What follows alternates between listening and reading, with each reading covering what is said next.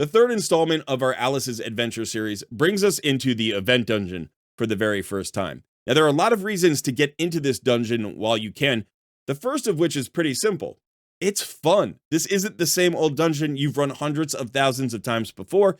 It's a new challenge, a new boss to fight. You can theory craft some new teams, maybe break some champions out of the vault that you don't use very often. So I enjoy taking on the event dungeon.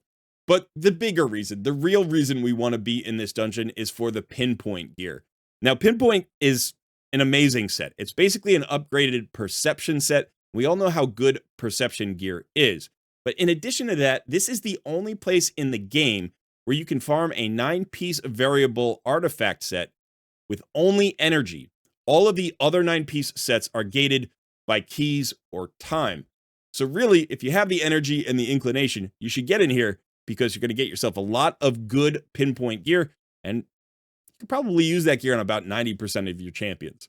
Now, in today's video, I'm going to focus on getting you to stage 20 and then finding you a team that can farm there. And I've been theory crafting a lot with this dungeon, and I've found dozens upon dozens of champions that are going to be effective in the event dungeon. So hopefully, regardless of who you are, whether you're early game, mid game, or late game, you're going to have some champions that should be effective in this dungeon.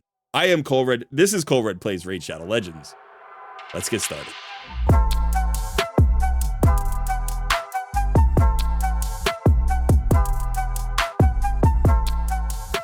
Just a quick reminder that the 2025 Hell Hades free-to-play challenge starts tomorrow, January 10th. I believe it's at 8 p.m. Greenwich Mean Time. But I'm going to put a link to Hell Hades' website and information in the description of this video so you can go check it out. If you are interested in participating, I highly recommend it, but make sure you read up on the rules because you don't want to accidentally disqualify your account. Can happen sometimes. Now, I have decided to participate this year, but I'm not sure how much time I'm going to be able to commit to a new account.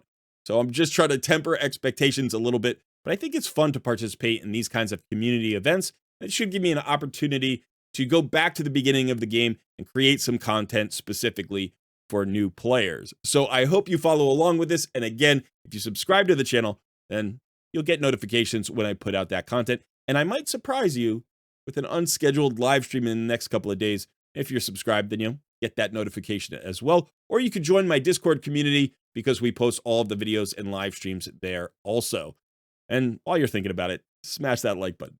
Thanks so much. Now let's get back to the video. Here we are in the dungeon at stage 20. Now, the teams that I'm going to talk about should help you also progress up as far as your gear will allow. So you could potentially get all the way up to, say, 15 or 16 and max out there, or you might be able to push past stage 20 up to 24 or 27, or maybe even all the way to 30. I think it's likely that once you start getting above 26, like 26 and above, it's going to be a bit harder. So some of these teams may start to fall apart. But I just want to go over the boss guide so you understand this fight. It's relatively straightforward. It's really not that tricky a fight to understand.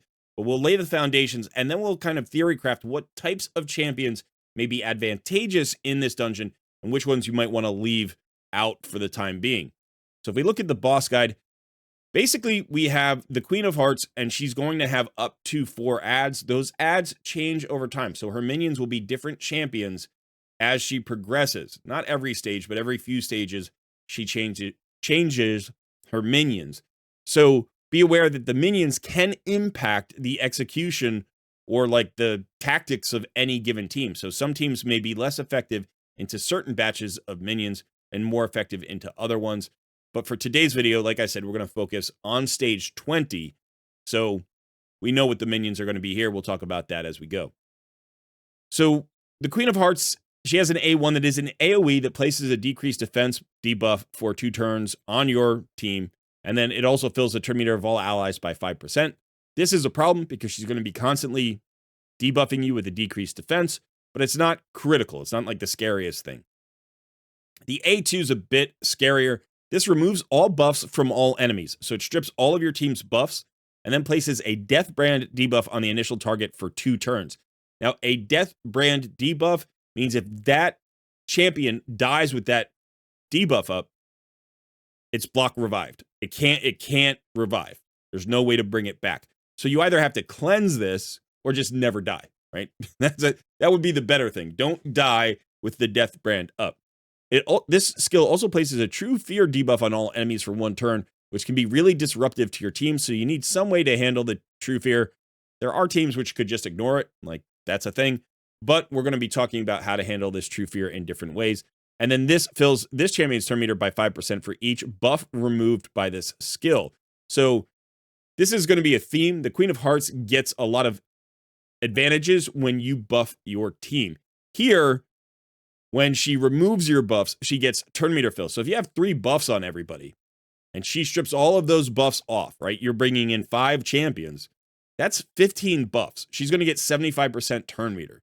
So we need to carefully consider the buffs that we bring into this team, or we need to limit the number. And we'll talk about, there's another reason why we might want to limit the number later on. Queenly Command is her A3, teams up with all allies to attack a single enemy. Before attacking, places an increased attack buff on all allies. And then this decreases the cooldown of her off with the head skill by 2 turns if the target is killed. This is a strong ally attack. At stage 20, the champions don't hit super hard. I think there's 1 of the 4 minions that hits really hard, but everybody else is basically a support or tank, so it's not too bad in terms of damage. But generally, this ally attack will attack your leader, the leader of your team, first. So you can decide who you want to put in the lead in order to absorb this attack. And if you have a tanky champion, or if you have a champion who's got buffs up, then potentially it's not that bad a thing to deal with. Again, stats matter, right? Your gear is going to matter. All right, now the passives, Hail to the Queen. This is a really important passive. For every 10 buffs the enemy team receives, that's your team, you're the enemy, grants this champion an extra turn. So the Queen of Hearts, it's an extra turn when you put up 10 buffs. That means 2 buffs per team member. If you have 5 champions and you have a champion go that puts up 2 buffs, then the Queen is going to instantly go. And if she hasn't gone before, she's generally going to go with the off with their heads. This is her priority skill. So just be aware of that. Okay, now, as far as the other stuff is concerned, she's got all of the immunities that we would normally see. One thing to be aware of is she is immune to decreased speed and turn meter reduction effects, so we can't turn meter control her. We can't slow her down. But she does have awakened weakness, which means the more awakened levels that you have on your champions, the less damage they'll take and the more damage they'll do. So that may also affect who you decide to bring into your teams. If you have somebody with a 5-star blessing, that's going to be more valuable than a champion that's got no blessing at all. Even if that champion might be good for the dungeon, but you have to kind of figure that out through experimentation. So that is basically the fight. Like I said, it's mostly support and tanks at stage 20 as the minions. You can see who these are, and you can go through them if you want. There is a fair amount of healing from the minions. We also have, I believe, Seneschal puts up a counterattack, which is frustrating to deal with if this comes up. And then, Adriel also has a fairly big healing and a reflect damage, and this reflect damage can definitely kill you if that gets up. So there are not too many minions to worry about in terms of damage. I think probably the hardest hitting one might be Juliana. I think she's the only one that hits hard. Maybe Romero. I'm not 100% sure. But in general, we want to try to deal with the minions either by crowd controlling them, nuking them out, or ignoring them completely and just focusing the boss down before they get a chance to go. So that's how we're going to handle the minions here at stage 20. But if we're thinking about this team from a theory crafting standpoint, there are a couple of things that we need to worry about. One, we want to go first. 2, we want to handle those minions in some ways, nuke them out, focus the boss down, or crowd control them. And so speed is really important here. By going first and then going, like if we could get our whole team to go before they ever go, we have the best opportunity to handle all of the challenges there from the minions specifically. The second thing we have to worry about is that fear. We have to handle that fear in some way, the buff strip that turns into the fear. The third thing that we have to worry about is the extra turns from the queen, because if we're bringing so many buffs that the queen's getting a lot of extra turns, she gets back around to that buff strip and that fear really quickly. And remember, she also gets turn meter fill from that ability. So she can get a lot of extra turns, and we want to handle that. So I messed around with some teams, but I started from the idea of two things. One is I want to bring champions who are going to be good in this dungeon, provide me with speed, provide me with damage, provide me with crowd control, but don't bring a lot of buffs, because I don't want those buffs stripped, giving the queen turn meter, and I also don't want to give her extra turns if I can help it. So that was the first criteria. The second thing that I was worried about was the affinity, right? Like, some champions, you don't care about the affinity too much, but here we have magic and force affinity minions. So the best affinity to bring in is definitely force, right? Or void, because force is going to be strong affinity into the magic minions and then neutral into everything else, and void will be neutral into everything. Magic and spirit affinity you can bring in here, but recognize you're going to be at a slight disadvantage with those two affinities. And then finally, I wanted to bring in passive abilities that fears or true fears can't negate, right? So for instance, if you just have a passive ability that fires when your turn comes, like a champion does, then it doesn't matter if you lose the active ability as much, because your passive still fired, right? And one thing to consider when you're thinking about passives is the regeneration of regeneration and immortal gear is a passive. It just fires when you get your turn. It doesn't matter if you lose that skill or not. Remember, a true fear gives you a 50% chance of losing a skill, like basically not having your turn go.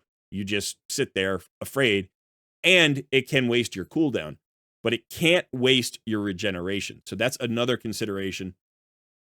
And so thinking about all of these things, I have two probably perfect epic champions, free-to-play champions that I started with. And when I say perfect, I think these are two perfect champions. Like, you don't get better, not even with legendaries or mythicals. These are literally awesome champions for this. And if you have either one, you're going to want to use them. And it's basically, let's go ahead. I'm sorry, not void. Yeah, it's basically my favorite epic, of course, which is Deacon. And when you think about it, he brings your speed aura. That gets you going faster. He gives you turn meter fill. That gets you going faster. He gives you a 100% AoE drop defense, which is going to help you handle those minions. And then he gives you a leech on the boss, which is going to help you survive. And he doesn't bring any buffs. He doesn't do any of that with buffs. So like High Katoon you could also bring in, but she gives you an increased speed buff, and that's going to potentially benefit the Queen of Hearts. So while you can certainly bring in High Katoon, I'm not saying you can't, you would then have to account for those buffs. With Deacon, there are no buffs to worry about. And one other additional nice thing about his kit is because he gets that extra turn, potentially he can drop that decreased defense debuff really quickly, and he's the lead champion, so he's going to be the target of the ally attack, and you can build Deacon nice and tanky, and if he doesn't have that decreased defense, he might survive the ally attack. So he's literally the perfect champion to put in this role. I might try to take him all the way up to stage 30 when I start pushing the upper levels of this event dungeon, but for right now, at stage 20, he's absolutely perfect. As far as the second champion is concerned, that is Doom Priest. Doom Priest cleanses every time she goes, so she can cleanse those fears. She can cleanse the decreased defense. It's a passive, so it can't be stopped. And in addition, every time she goes, she heals you as well. So she's creating sustain for your team. And as you can see, mine has a 5-star blessing. So that means she's going to be harder to kill as well. And, she doesn't do a whole lot of damage. One thing to consider with Doom Priest is that she does bring an increased attack buff, but you can just shut that off in the team planning in the AI, and then you don't have to worry about those buffs. And then as I started to think more about this, I was like, oh, there's another champion that works really well, not in Epic, but a free legendary that everybody gets, and that is actually Syl of the Drakes. She also has that passive heal, right? So every time she goes, doesn't matter if she's feared or not, that passive heal can't be stopped. And so as a result, I'm just like, well, these three champions are like no-brainers, right? Syl also gives us an AoE stun.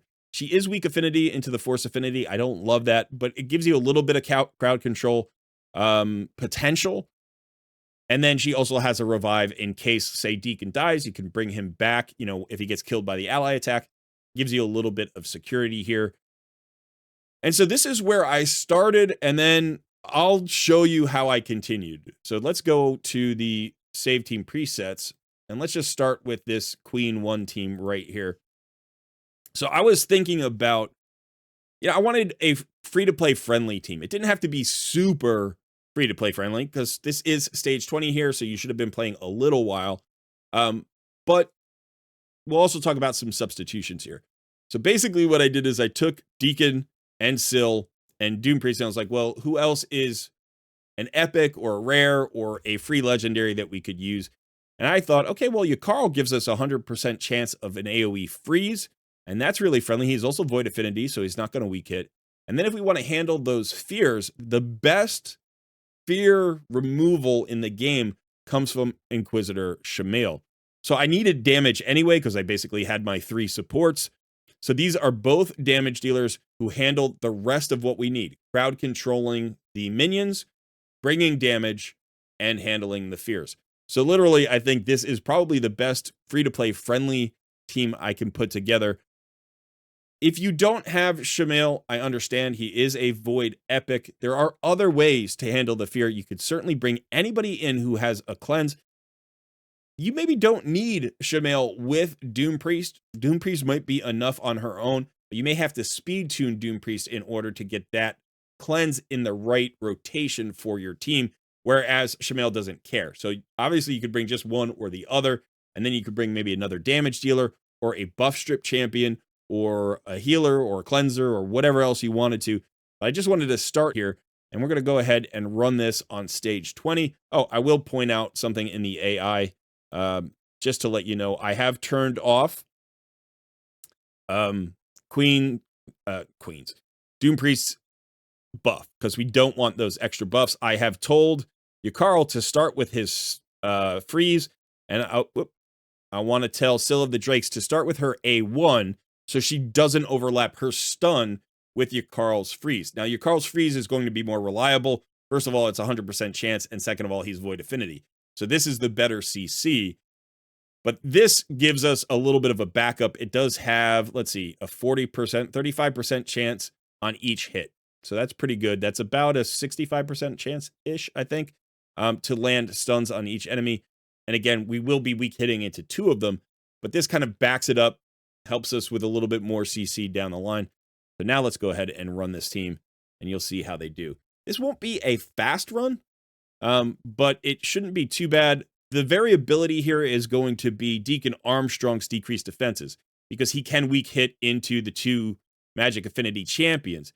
And then the other thing that's going to be a factor is, like, if somebody 3% resists the freeze, like we had happen here, she is a healer, and I think she has the reflect damage, and that's also dangerous. So it's not perfect here, but Syl of the Drakes gives us a little bit of insurance, because she can always bring somebody back if they die.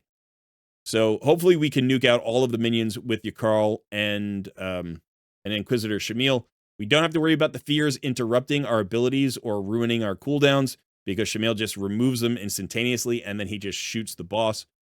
But until we get the minions down, the boss is getting healing. We've got the reflect damages we have to worry about. Obviously, the minions will be hitting our team, so there's the threat of death there. Once it's just the boss, basically for my team, there's no threat. But again, that depends on the stats that you're bringing. How much HP, how much speed, how much damage are you doing? I'll show you the stats of this team, because this is a fairly reasonably built team. Like, I haven't really upgraded any of these champions in a long time, with the exception maybe if Deacon's pretty well built, but even he, I think, is reasonably built for players who are maybe in the late mid game. But if you're earlier in the mid game or in the early game, you will probably struggle to get the stats that I have here on my champions. But again, the idea of this video isn't to build teams for you that you copy, but to give you ideas about what kind of champions work to be effective in this dungeon. You know, who counters the boss, who handles what the boss throws at us. That's not bad. It's an accuracy banner. All right, so let's go back to the team here, and I'll just show you the stats really quickly. So Deacon is definitely the best built champion. You can see almost 5,000 defense, only 53,000 HP, 292 speed, 529 accuracy. I think the accuracy that you need here at stage 20 is decently high. Let me go check that on hellhades.com. Here I am on the raid stages tool, and as you can see, we have stage 20 here. So the accuracy that you need is 305 for the boss and 320 for the minions. So it's a little bit higher than stage 20 of regular dungeons, which I think is just 225. So you do want to get over 300 comfortably if you can on your debuffers and anybody who has a negative effect. So that's just something to know. And then in addition here, you can check out the speeds. As you can see, the speeds are reasonable, 185, 180. So not too crazy. If you can get over 190 speed on most of your champions, remember that speed aura is going to help. The turn meter fill is going to help. But basically, when we go into dungeons, we want to try to lap the enemy if we can. But again, crowd control is going to help you with that. And the minions can all be slowed. So an AoE slow is not a bad thing to bring. Just be aware that you can't slow the boss. Okay, so looking at the stats, again, Deacon Armstrong, 292, and that 529 accuracy is more than enough. Yakarl's got 375 accuracy, but only 217 speed. You can see his attack is decent. Some good crit damage there at 257. He'll be doing most of the damage. Inquisitor Shamail does have a 5-star blessing. I'm not sure what blessing he has on him right now. It might be Phantom Touch. But you can see decent stats here on the tankier side with 60,000 HP. Again, decent crit damage at 258, 100% crit rate. He doesn't need accuracy in his kit, so you don't have to worry about that. Doom Priest doesn't need accuracy either. I would like her to be faster, but this is good HP and good defense for this level. She's very, very tanky, so she's not really at threat of dying unless something goes massively wrong. And then Scylla the Drake's at 220 speed, under 4K defense, but 80,000 HP. She's got enough accuracy to land her stuns if she can. Not enough resistance here on anybody to resist anything significant. If you want resist, you need to get over about 350 in terms of resist. That's another way to handle the fears if you're interested in trying to pursue that strategy.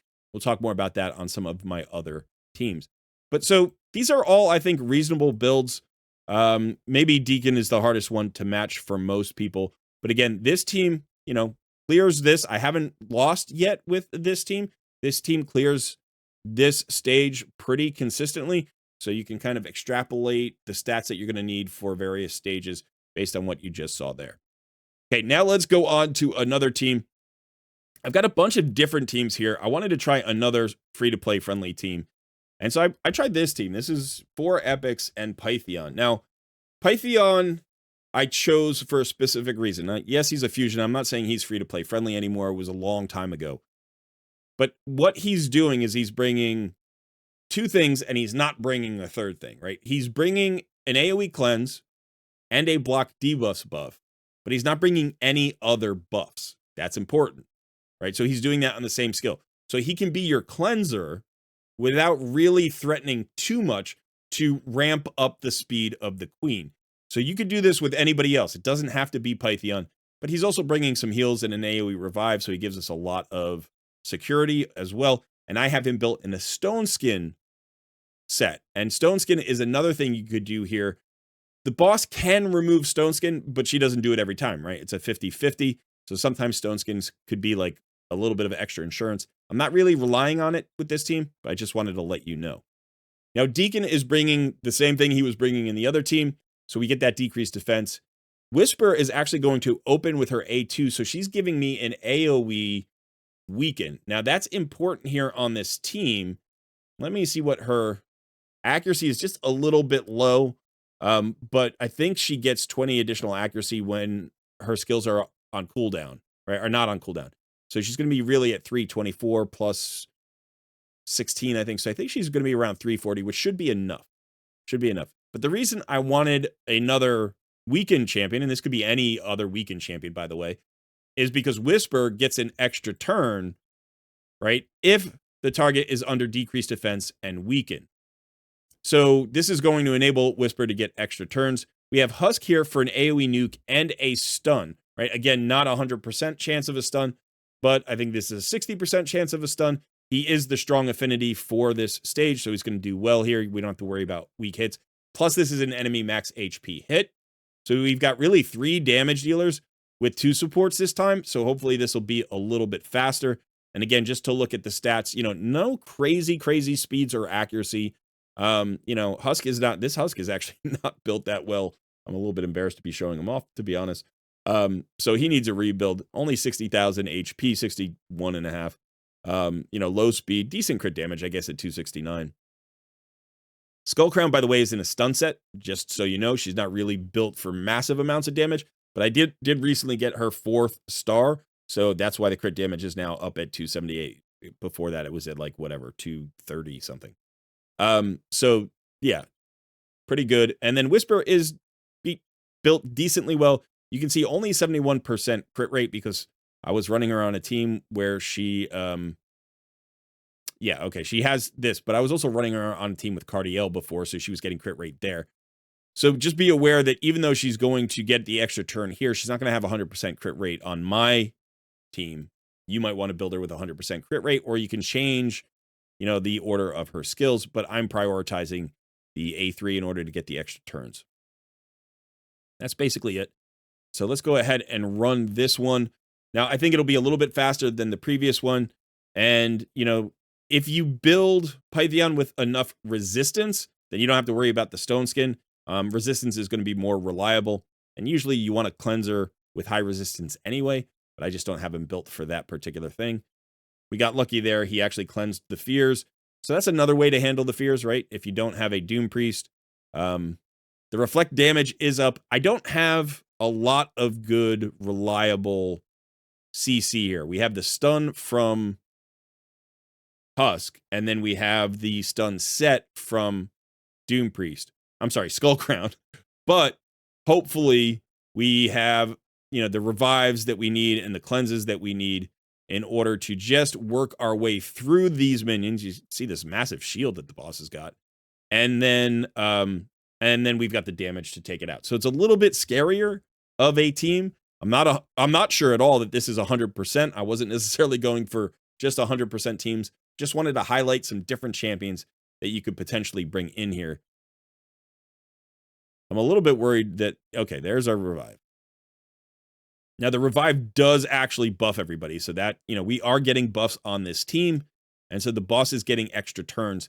That's more of an issue when the minions are up. When the minions aren't up, right, it becomes less of an issue because our champions will die less, so we'll get fewer buffs.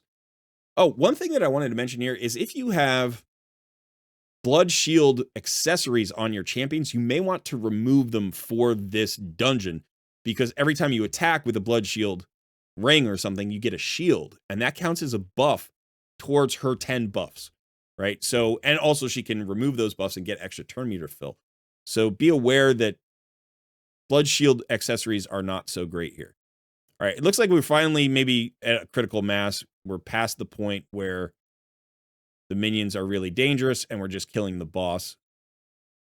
Yeah, one thing I did notice is that single target damage champions do want to target the minions. So if you bring in champions like Whisper and Phoenix, and you want to, you could just manually target the boss, and then auto run it, and they'll hit the boss instead of the minions. And that could be a faster way to run this down. So again, another 2 minutes, relatively free to play friendly here. Again, this doesn't have to be Pythion, but it should be somebody who has a cleanse and a block, debuffs, buff, and potentially some heals and revives. He's perfect for it. You could pull out like Husk and do another support, so you could have 2 supports in this role and just go with the 2 damage dealers. Whisper is more than enough to take down the boss on her own, and then Skullcrown is just really here as a debuffer, but she could also do some good AoE damage. That's going to help you clear the minion. All right, let's move on to the next team. We've got 2 more teams. We're going to move through them a little bit faster. So the next team here is this team. And basically what I thought to myself is, what about not bringing in Deacon as a lead? Like, not bringing in a speed lead. What if we had a slower team? And I also wanted to bring in some other free champions, some other champions that might bring some value. So what we did here is we started with UDK. A lot of people have UDK as a free champion for a really long time. The nice thing that he does is basically, remember, he's going to be the lead. So he's bringing the defense aura, but he's also going to absorb that ally attack. And he's built nice and tanky. He's got 4 awakening stars. So he's going to resist the damage a bit better. Mithrala's our cleanser. She's our high resist cleanser. So remember, her accuracy gets added to her resist. So she has 999 resist. And so she's going to be able to clear those fears. But she does bring a lot of buffs, right? She buffs everybody twice on the A3 and twice on the A2. So she's going to generate a lot of turns for the boss. That's why we're bringing so much damage here with Ninja and Sun Wukong. Ninja was free. Sun Wukong was free. Sun Wukong is nice here because he's bringing a buff strip and a block buffs. So we get those reflect damages and counterattacks off of the enemy. And then Ninja's just here purely for damage. But one thing to note about Ninja is he actually will target the minions with his Scion Slash. And so you can get an AoE freeze here. Again, he's weak affinity to some of the minions, so he won't freeze everybody. But this is a little bit of CC.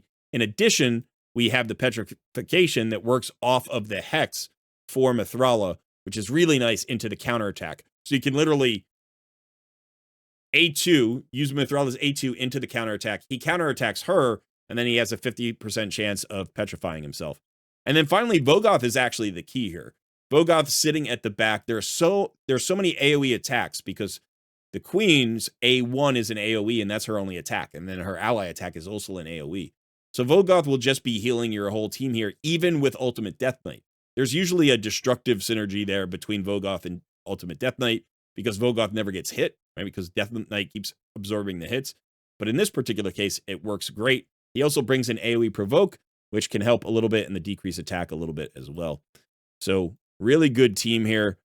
Not as free-to-play friendly as some of the other teams because we have more legendaries, but these are still all champions.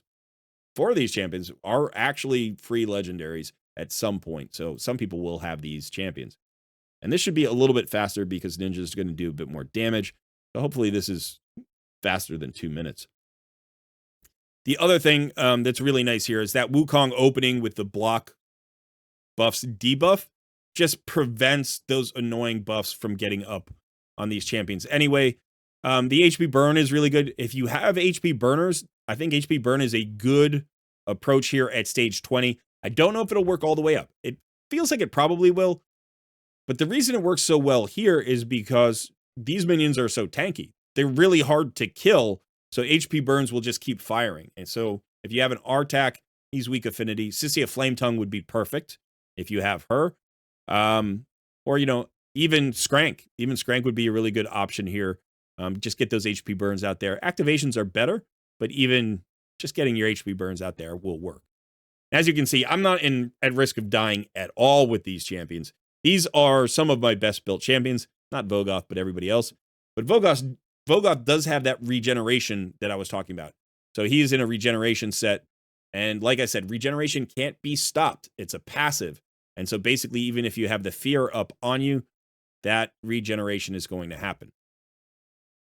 So for some people, this may be really good.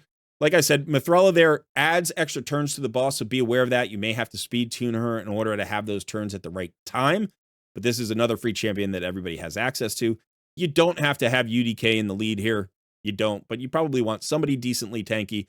You could even put like a defensive-based nuker here. So if you had like a Ragash or a Staltis or somebody like that, you could put that person in the front. Or maybe, you know, what would be really good is Harima. Harima is the right affinity. She's going to be really good in this fight as well. Okay, and then we've got one more team for you, and that is this one. So again, I wanted to stay relatively free-to-play friendly. I know not everybody has their Mikage, and not everybody did the fusion for Thor, but these are 2 freely accessible champions, at least in the last few months. And then we've got a free login champion and just 2 epics here. By the way, this last spot is irrelevant. This could be almost anybody. I just wanted to put in another champion that I think does have value in this dungeon. So basically, we're going to speed up, and then we're just going to use Thor to nuke everybody out. Ugo is here for the drop defense, right? We replaced the Deacon. You don't necessarily have to have Deacon. You could use a Stag Knight. You could use somebody else. But we brought Ugo. She's also got that block buffs, debuff. She's got a mini cleanse, a little bit of a heal, a lot of value from Ugo. She is weak affinity into this stage, which is a little bit frustrating. But honestly, I don't think it matters so much. Again, it's just 2 force affinity minions, and they're both tanky, so it's not like they're going to do a ton of damage to her. One thing to note about the AI is that I'm using Lady Mikage as the stun champion. You don't need Lady Mikage for this fight. We just want a stun champion. So she's got a 100% stun on her spider form, and she is the right affinity, so that's why I brought her in. But you could use another AoE freeze champion. You could bring your Carl into this team, probably be even faster with your Carl because your Carl hits harder. But so what we have here is speed, stuns, AoE nukes. By the way, there's a second stun on Thor right on his passive.